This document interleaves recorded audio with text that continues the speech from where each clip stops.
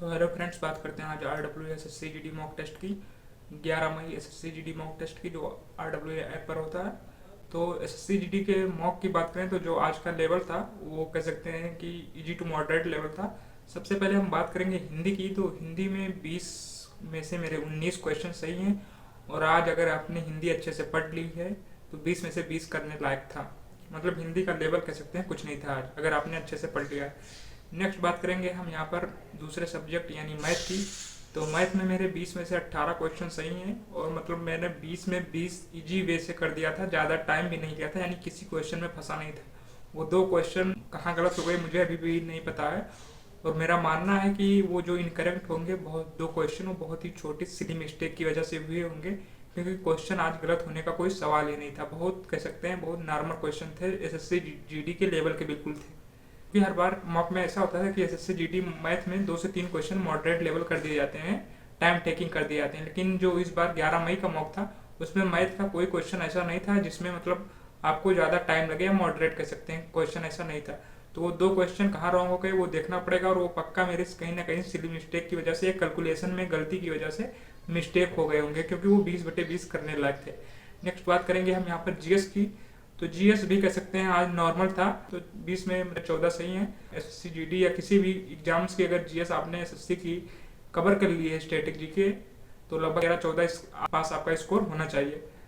और ध्यान रखिए कि इन तीनों सब्जेक्ट में GS जो ऐसा सब्जेक्ट है कि इसको आप कभी भी मतलब इस कह सकते हैं एक तरीके से कि इसका पूरा अध्ययन नहीं किया जा सकता है। GS का GS बहुत विशाल है, लेकिन हाँ ऐसा है कि किसी टीचर को या किसी बुक को फॉलो करके आप GS को कवर कर सकते हैं। नेक्स्ट बात करेंगे रीजनिंग की। तो रीजनिंग में मैंने 20 क्वेश्चन अटेम्प्ट किए थे और 20 में से 20 सही हैं। यानी ये रीजनिंग का आज कोई बहुत विशेष लेवल नहीं था। यदि आपने रीजनिंग की प्रैक्टिस की होगी तो रीजनिंग के क्वेश्चनों को इजी वे में कर सकते थे आप। और लगभग कह सकते हैं कि टाइम भी आज बच गया होगा आपका, अगर नेटवर्क इशू रहा होगा तो वो छोड़कर। ओवरऑल जब बात करेंगे तो आज का जो लेवल था वो कह सकते हैं कि इजी टू मॉडरेट लेवल था SSC GD मॉक का।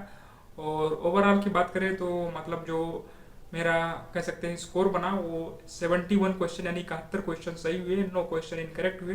तो जो टोटल स्कोर बना 139.75 बना हमारा स्कोर।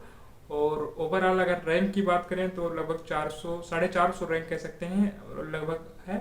और लगभग 32,000 लोगों ने मतलब मॉक दे दिया था। और अगर परसेंटाइल की बात करें तो 98.25 परसेंटाइल तब था।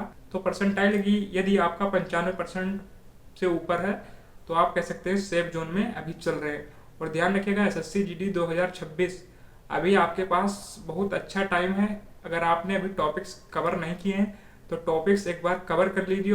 अगर आपके टॉपिक्स कवर हो गए हों तो सिर्फ आप प्रैक्टिस पर जुट जाइए, प्रैक्टिस प्रैक्टिस प्रैक्टिस, क्योंकि प्रैक्टिस और मॉक ही हैं जो आपको सिलेक्शन के आखिरी मार्क तक लेकर जा सकते हैं। आपने भी SSC GD मॉक दे दिया होगा तो अपना स्कोर कमेंट में जरूर लिखें, और यदि कोई सुझाव हो तो वो भी कमेंट में जरूर बताएं।